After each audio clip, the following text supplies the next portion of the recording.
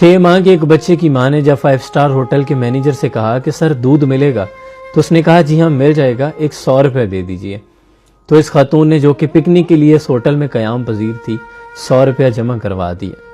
اگلے روز جب یہ سفر پر روانہ ہوئے، رستے میں پھر بچے کو بھوک نے ستایا، گاڑی ایک جھونپڑی والی چائے کی دکان پر روکی گئی، وہاں سے دودھ لے کر بچے کو چپ کروایا۔